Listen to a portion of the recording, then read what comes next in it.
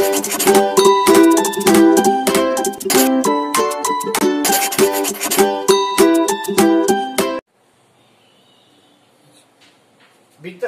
Education ক্লাসের পক্ষ থেকে তোমাদের সকলকে আমার শুভেচ্ছা।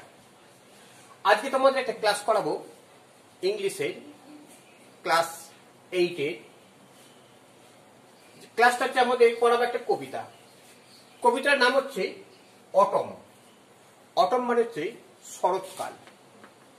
আমাদের যেমন summer, rainy season, autumn, winter, spring আছে তো। আবার আর্লি অটম আর লেট অটম, অটমের দুটো ভাগ আছে। সেই অটম কবিতা নিয়ে আমরা পড়ব। দেখো, অটম তোমরা খোলো West Bengal board of secondary এডুকেশনে পেজ নাম্বার 18। দেখো লেখা আছে, প্রথমে আমরা কবি সম্বন্ধে একটুখানি পড়ি। The poet and the text. কবিতার নাম হচ্ছে John Clare. John Clare. John Clare 1793 জন্ম আর 1864 মৃত্যু। John Clare was an English poet. John Clare ছিলেন একজন ইংরেজ কবি। Famous for his celebrity representations of the English country side.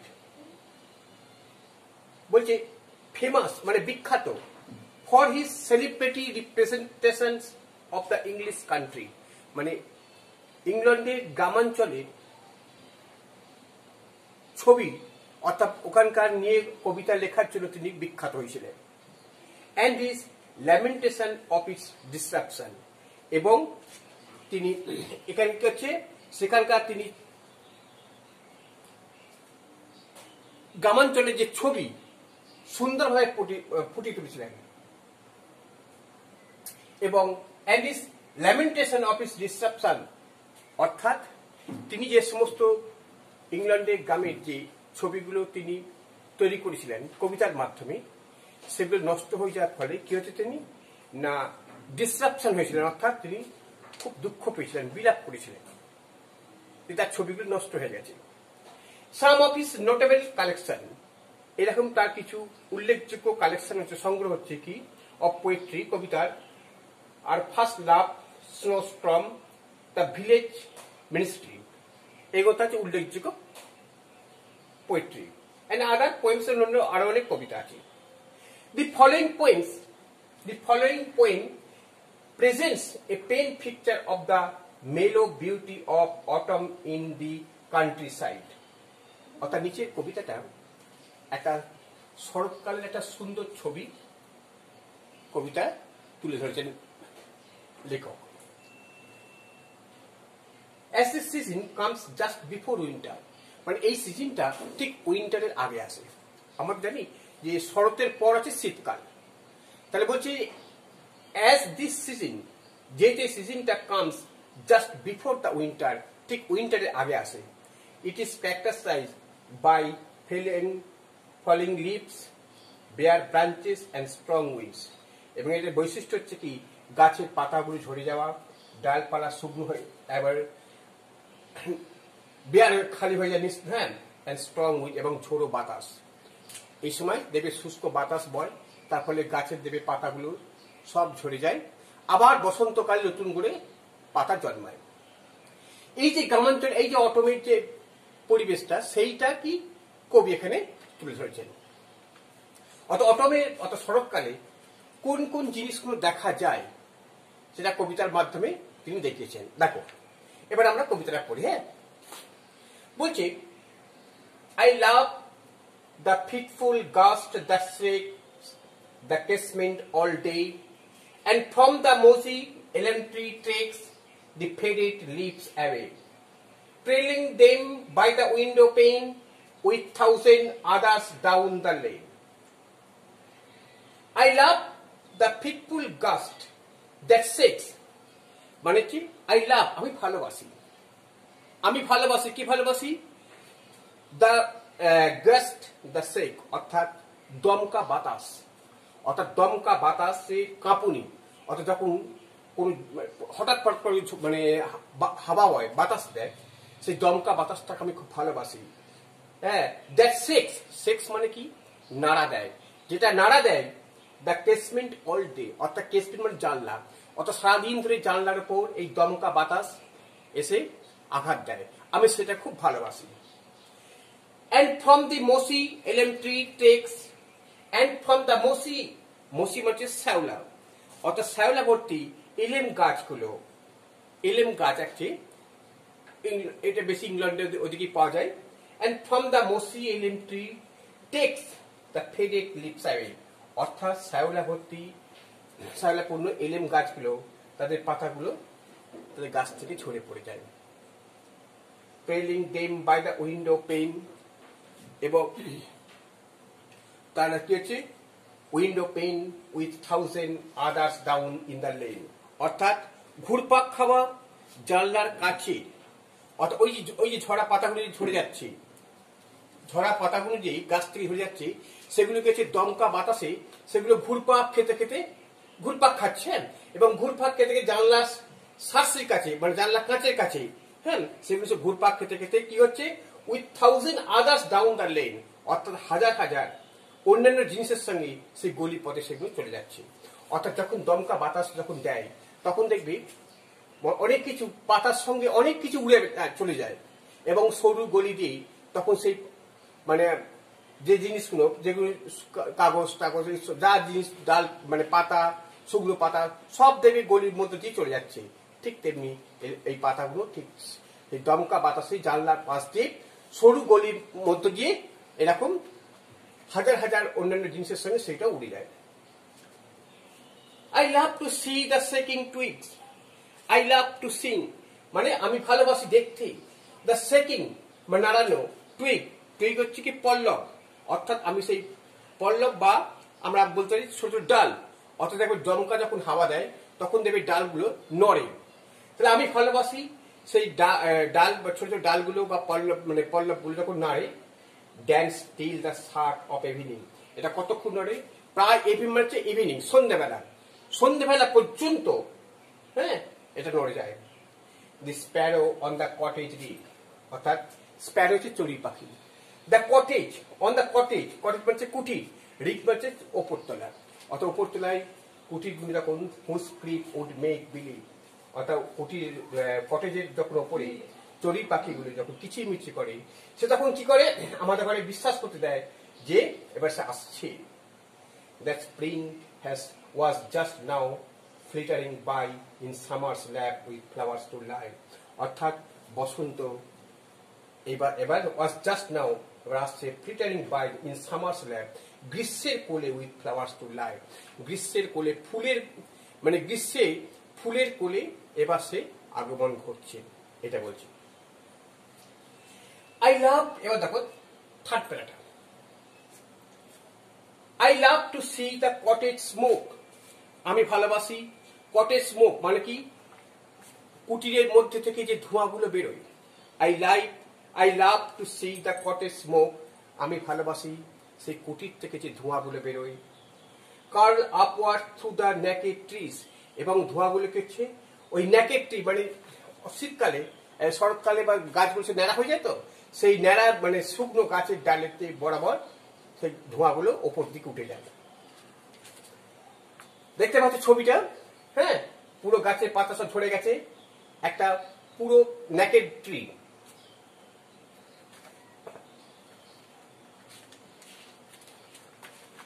The pigeon nestled round the court on dull November days like this, এবং পায়রাগুলো কি করছে? The pigeon nestled round the court, পায়রাগুলো আরাম করে বসে থাকে কোথায়? তাদের বাসায়, হ্যাঁ, এবং চারিপাশে। আর দি কক আপন দ্য ডাং হিল ক্রাউইং, কক হচ্ছে মোরগ, মোরগগুলো কি করছে? ওই ডাং হিল বলছে আবর্জনা, জঞ্জাল আবর্জনার মধ্যে তখন সে ডেকে উঠছে। The mill sails on the heath a going, এবং মানে ফাঁকা মাঠ উষর প্রান্তরে সেই পাখাগুলো মানে কি বলছে মিল সেলস, অর্থাৎ ওই কলের মানে পাখাগুলো তখন ঘুরে যাচ্ছে উষর ফাঁকা মাঠে। The feather from the raven's breast, the feather মানে ফিদার মানে পালক ফ্রম দ্য রেভেন্স ব্রেস্ট, অর্থাৎ দাঁড় কাকির বুকে পালকগুলো আস্তে আস্তে falls on the stable leave, কি করছে, খসে পড়ছে মাঠে। দাঁড় কাকির বুক থেকে পালকগুলো আস্তে আস্তে খসে পড়ছে মাঠে। The acorns near the old crow's nest fall pattering down the tree. The acorns near the old crow's nest fall pattering down the tree, অর্থাৎ কি বলছে, ও শস্য কাটার পর যেমন কাণ্ডতে যেমন ফসল, যেমন যখন একটা কোনো যেমন ফসল কাটছে, ফসল কাটার পর দেখবি যখন শস্য কাটবি কিছুটা অংশ দেখবে মাটিতে লেগে আছে, বাকিটা কেটে যাচ্ছে। ঠিক তেমনি অর্থাৎ দাঁড় কাকের বাসা পালকগুলো আস্তে আস্তে ঝরে যাচ্ছে। এবং কি বলছি কিরকম না, the acorns near the old crow's nest, অর্থাৎ পুরনো কাকের বাসা থেকে, হ্যাঁ, প্যাটারিং ডাউন দ্য ট্রি, আস্তে আস্তে নিচে অংশটা পড়ে যাচ্ছে। দি গ্রান্টিং পিগস, গ্রান্ট পিগ মানে শুয়োর, হ্যাঁ, ঘটঘট করে শুয়োরগুলো দ্যাট ওয়েট ফর অল, সে শুয়োরগুলো তখন ডাকতে শুরু করছে এবং অপেক্ষা করছে সকলের জন্য। স্ক্র্যাম্বলিং অ্যান্ড হারি হোয়ার দে ফল, এবং সে তখন কি করছে, চারিদিকে ছোটাছুটি করছে, বিশৃঙ্খলা ভাবে ছোটাছুটি করছে এবং দেখো এখানে হুড়োড়ি করে এখানে ওখানে দৌড়ে বেড়াচ্ছে। তাহলে আমরা এই কবিতাটা পড়লাম, যে দেখলাম কি কবিতাটা, যে শরৎকালে যে সমস্ত ছবিগুলো ফুটে ওঠে সেই ছবিগুলি কবি এখানে তুলে ধরেছেন। এখানে কোনো বর্ষা বা অন্য কোনো ঋতুর ছবি এখানে তোলেননি। তোমরা রিডিং পড়বে। এখানে দেখো কিছু ওয়ার্ড নোট আছে, হ্যাঁ, ওয়ার্ড নোট গুলো পড়বে। আচ্ছা, এবার দেখো এক্সারসাইজ 1 এর প্রশ্নগুলো দেখো কি বলছে। All the tick the correct answer from the given alternative. Tick the correct answer কি বলছে, ঠিক উত্তর দাও ফ্রম দ্য গিভেন অল্টারনেটিভ। বলছে অল থ্রু দ্য ডে, সারাদিন ধরে, the fruitful guess shake the, অর্থাৎ ওই দমকা বাতাসটা কোথায় ঝাঁকুনি দিচ্ছে, কোথায়, একটা হচ্ছে উইন্ডো পেন, কার্টেন্স, কেসমেন্ট, ডোর। তাহলে আমরা এক একটা পাচ্ছি উত্তরটা। একের উত্তরটা কি পাচ্ছি আমরা, দেখো বলছে উইন্ডো পেন, উইন্ডো পেনে হবে না, কার্টেন পর্দা, দা কেসমেন্ট জানলা, এটা জানলা, আর ডোর ডোর, তাহলে এক একটা সি অ্যান্সার হবে। ঠিক আছে, আচ্ছা এবার দেখো দুয়ের দাগেটা কি বলছে, দি পোয়েট লাভস, কবি ভালোবাসেন, to see the shaking twig dance, কবি ভালোবাসেন দেখতে shaking twig dance, till the coming of dawn, end of night, end of afternoon, shut of eve, shut of eve মানে এভ মানে চেভিনি, তাহলে এটা হচ্ছে দুয়ের দাগে ডিএকটা হবে, হ্যাঁ, দুয়ের দাগে ডিএকটা উত্তর হবে। দি স্প্যারো স্যাট অন দা, স্প্যারোটা কোথায় বসছিল, কটেজ রিক, হাউস টপ, মসি এলেন ট্রি, কেসমেন্ট। এটা দেখো স্প্যারোটা কোথায় বসছিল, এটা হচ্ছে কটেজ রিক, কুটিরের চিলেকোঠা করে, তাহলে এটা ডিএকটা হবে এ। তারপর দি পিজিয়ন নেস্টল রাউন্ড দা, পিজন নেস্টল রাউন্ড দা কোথায়, এটা হচ্ছে কেজ হবে না কোট হবে না ব্রাঞ্চ হবে না হিট হবে, এটা কোথায় হবে, এটা কোট, চায়ের দাগেরটা হচ্ছে কোট, চায়েরটা হচ্ছে বি, বি হচ্ছে কোট। আচ্ছা পাঁচের দাগের দেখো, দি কক ওয়াজ ক্রাউইং আপন দা, ক্রসটা কোথায় আপন ইয়ে করছিল, মানে ডাকছিল কোথায়, আপন দা ডাং, ডাং হিল হবে, হ্যাঁ, এই পাঁচেরটা হবে এ, পাঁচেরটা হবে এ। ছয়টা কি হবে, আচ্ছা লি, টি ট্রপস, মিল সেলস এগুলো হবে না। দি গ্রান্টিং পিগস, ওই গ্রান্টিং পিগস মানে ঘটঘট করে শুকরগুলো কি করছিল, ওয়াক স্লোলি, ধীরে ধীরে হাঁটছিল, স্ক্যাম্পার বাই না স্ক্যাম্বেল অ্যান্ড হারি, ড্রাইভ অ্যান্ড সুইম, এটা হচ্ছে স্ক্যাম্বেল অ্যান্ড হারি, এটা ছয়টা সি করবে।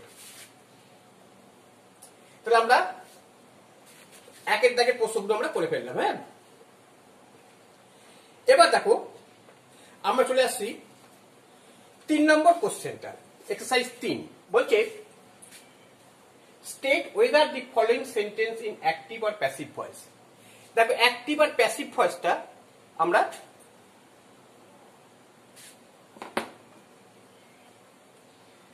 অ্যাক্টিভ আর প্যাসিভ ভয়েসটা আমরা কি করছি, আমরা দেখো আমাদের যে ভয়েস সেন্সটা, আমাদের একটা আগের পার্টে আমরা ভয়েস সেন্সটা আমরা বুঝিয়েছি এবং সমস্ত জিনিস তোমরা দেখে নিতে পারো। তবু আরেকবার বলে দিই, এখানে যেহেতু এখানে প্রশ্নতে আছে চারটাতে, বলছে অ্যাক্টিভ ভয়েস হচ্ছে কোনটা, যেটা সরাসরি কোনো কর্তা যেটা কাজটা করবে, আর প্যাসিভ ভয়েস হচ্ছে কর্তাকে দিয়ে কাজটা করানো হবে। এখন দেখো প্রথম সেন্টেন্সটা কি বলছে, অনিল এটা Anil will visit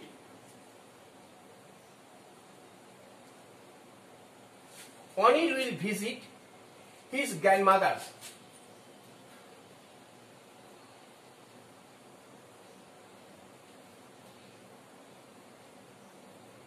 His grandmother's house. দেখো এই সেন্টেন্সটা কি বলছে, অনিল উইল ভিজিট, এখানে অনিল হচ্ছে সাবজেক্ট, হ্যাঁ, উইল ভিজিট মানে ভিজিট করবে তার গ্র্যান্ডমাদার্স হাউস, তার গ্র্যান্ডমাদার বাড়িতে। তাহলে এখানে অনিল নিজে ভিজিট করবে, অর্থাৎ সাবজেক্ট এখানে নিজে কাজ করছে। তাহলে এই সেন্টেন্সটা কি নাম হচ্ছে অ্যাক্টিভ ভয়েস, অর্থাৎ সাবজেক্ট যখন নিজে কাজ করবে তখন তাকে বলছে অ্যাক্টিভ ভয়েস। এটাকে প্যাসিভ ভয়েসে করা যায়, পরে আমরা করব। তারপর দেখো the president has left his office, B.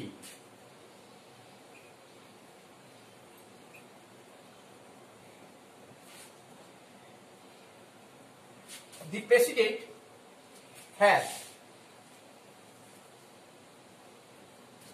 president has left his office.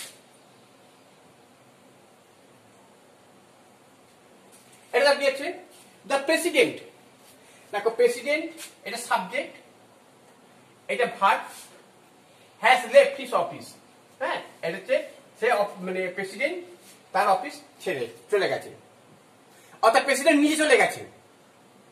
তাহলে এটা আমরা দেখতে পাচ্ছি যখন সাবজেক্ট যখন নিজে কাজ করছে তখন এটা হবে অ্যাক্টিভ ভয়েস। ঠিক আছে, এবার দেখো আচ্ছা সি এরটা কি বলছে, the project will have been finished,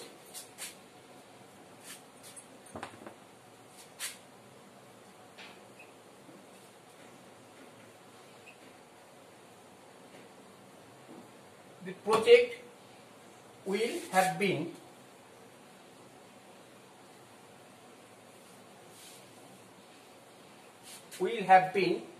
finished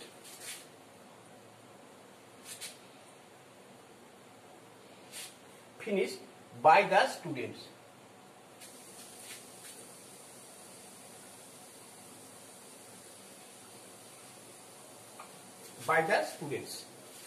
এখন দেখো এখানে প্রজেক্টটা ফিনিশ করা হবে স্টুডেন্টের দ্বারা।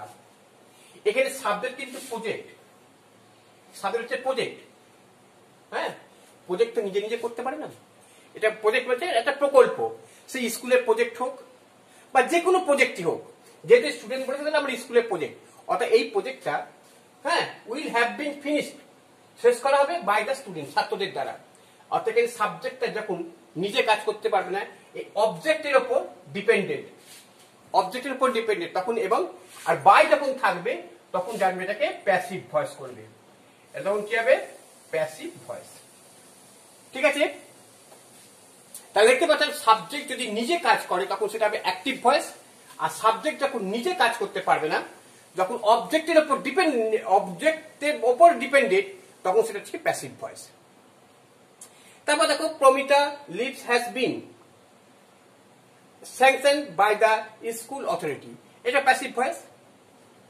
আচ্ছা এবার আমরা এক্সারসাইজ 4 চলে যাই। হ্যাঁ, এক্সারসাইজ 4 এটা কি বলছে দেখো, বলছে change the voice of the following sentence, এটা ভয়েস চেঞ্জ করতে হবে। কি বলছে 4, তাহলে এটা কি বলছে, the boy has the boy has read out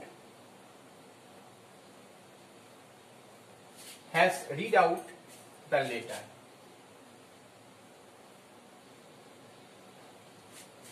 দেখ এই যে সেন্টেন্সটা দেখতে পাচ্ছি আমরা, the boy has read out the letter, মানে বালকটি পড়েছে লেটারটা, রিড আউট। তাহলে এইবার দেখো এখানে সাবজেক্ট হচ্ছে দি বয়, এটা সাবজেক্ট, এইটা হচ্ছে ভার্ব, আর এটা হচ্ছে অবজেক্ট। অবজেক্ট কি করে বুঝবো আমরা? অবজেক্ট হচ্ছে আমরা বুঝবো সাবজেক্টকে কি বা কাকে দিয়ে প্রশ্ন করলে যে উত্তর পাবো সেটা অবজেক্ট। এইবার দেখো তাহলে আমরা প্রথমে সাবজেক্ট আগে এটা এরকম ভাগ করে নিলাম, সাবজেক্ট ভার্ব আর অবজেক্ট। এবার নিয়ম হচ্ছে কি অবজেক্টটা তোমাদের আগে আসবে, the letter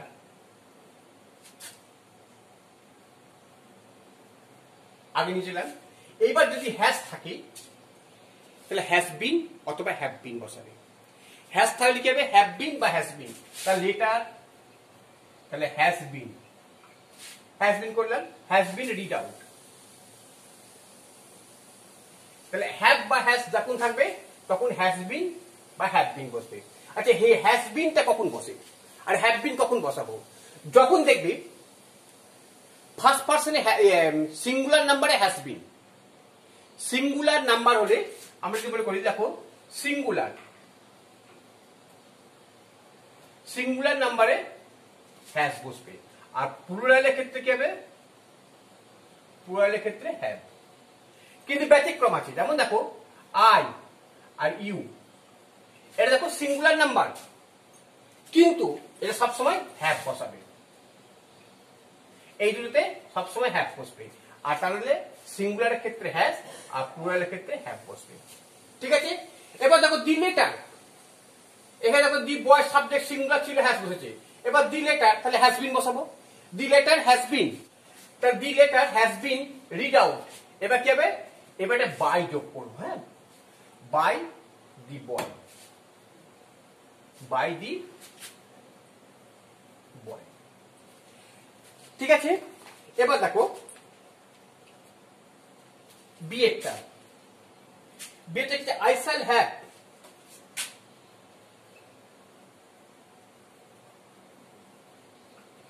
I shall have bought a cricket,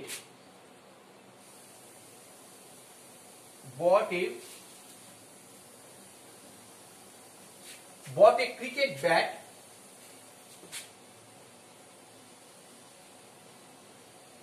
by tomorrow. দেখো এখানে বলবে I shall have bought a cricket bat by tomorrow. তাহলে কি বলছে যে বাই, তাহলে তো আমরা জানি প্যাসিভ ভয়েস, কিন্তু এখানে এই বাইটা আলাদা, এই বাইটা হচ্ছে প্রিপোজিশন, এই বাইটা হচ্ছে প্রিপোজিশন।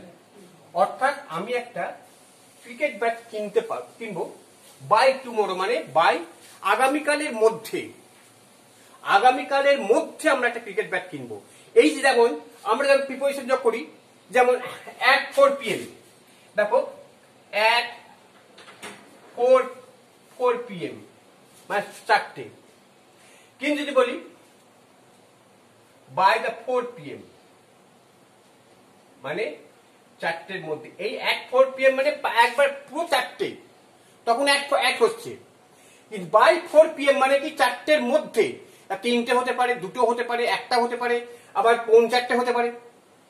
তাহলে এই যে বাই টুমোরো মানে আগামীকালের মধ্যে আমি কিনবো, তাহলে এই বাইটা কিন্তু আমাদের প্যাসিভ ভয়েসের বাই নয়, হ্যাঁ, এটা প্রিপোজিশন। তাহলে আমরা এখানে কি করবো? এবার দেবো এটা অ্যাক্টিভ ভয়েস না প্যাসিভ ভয়েস।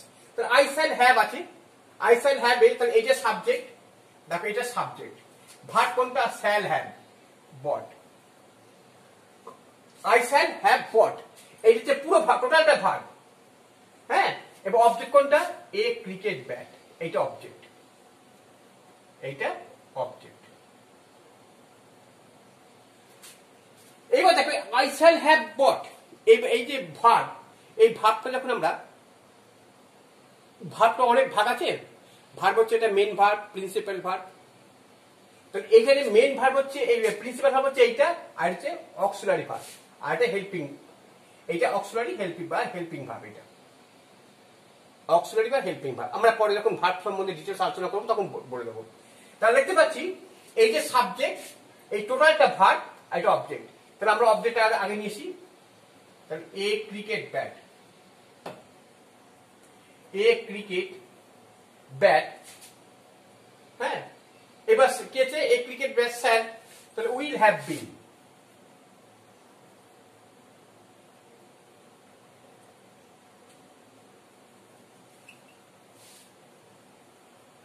উইল হ্যাভ বিন। হ্যাঁ, উইল হ্যাভ বিন হয়ে যাবে বট, বট। হ্যাঁ, বাই টুমরো, আচ্ছা but by tomorrow by me, but by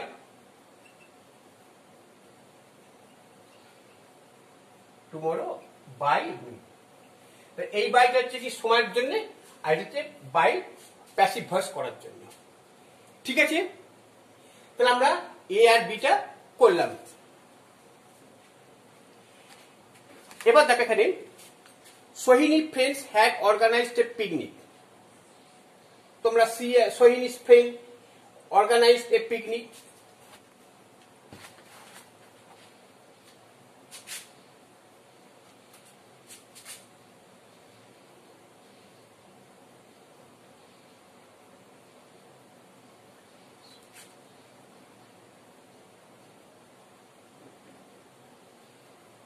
Sohini's friends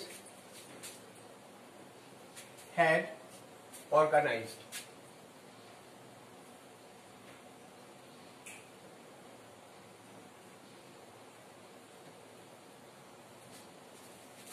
তাহলে এটা কোন টেন্স, কি ভয়েস আছে? সোহিনীর বন্ধুরা একটা পিকনিকের আয়োজন করেছিল। তাহলে এটা হচ্ছে সাবজেক্ট, কোনটা সাবজেক্ট, এটা সাবজেক্ট টোটালটা। হ্যাঁ, এইটা ভার্ব, এটা object.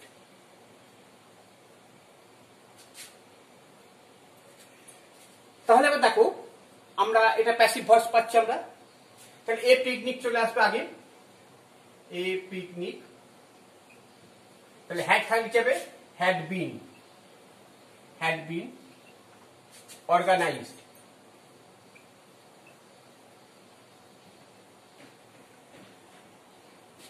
by had been organized by Sohini, by Sohinis। আচ্ছা, তোমাদের একটা মিস্টেক হয়ে গেছে, যেটা হচ্ছে কি তোমরা, আমি দেবে প্রথমে লেখা হয়েছিল ক্লাস 8, ওটা কিন্তু তোমরা ক্লাস 9-এর, তোমাদের এই চ্যাপ্টারটা 9-এর। হ্যাঁ, ঠিক আছে, তোমরা এটা ক্লাস 9-এর। আচ্ছা, এবার দেখো যেটা কি বলছে, the football team will put up a brave fight. The football team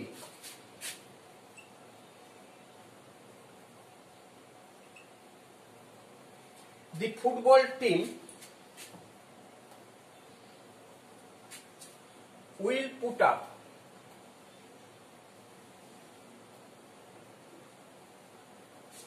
put up a brave fight।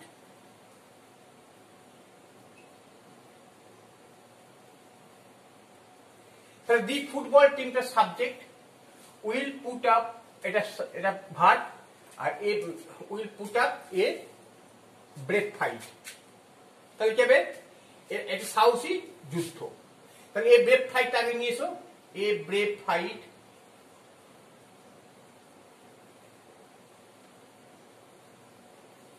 A brave fight. তাহলে উইল আছে, কি হবে, will have bin,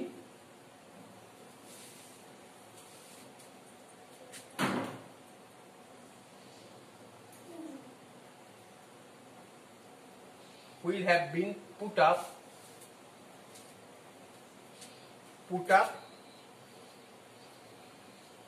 by the football team।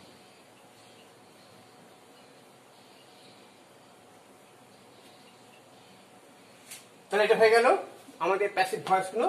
আমরা এক্সারসাইজ 3 আর 4 করে দিলাম। হ্যাঁ, তোমাদের এর পরের দিন আমরা এক্সারসাইজ 5 থেকে আরম্ভ করব এবং একটা বাকিগুলো সব পড়াবো।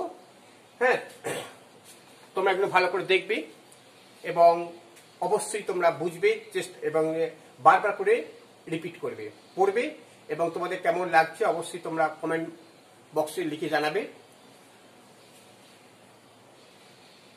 আর তোমাদের যেটা বললাম, আমাদের একটাই ভুল হয়ে গেছে, ওটা ক্লাস 8-এর লেখা হয়ে গেছিল, ওটা ক্লাস 9-এর হবে। তোমরা ওটা ঠিক করে নেবে। হ্যাঁ, এটা অর্থাৎ তোমাদের যেটা পড়লাম ক্লাস 9-এর। ঠিক আছে।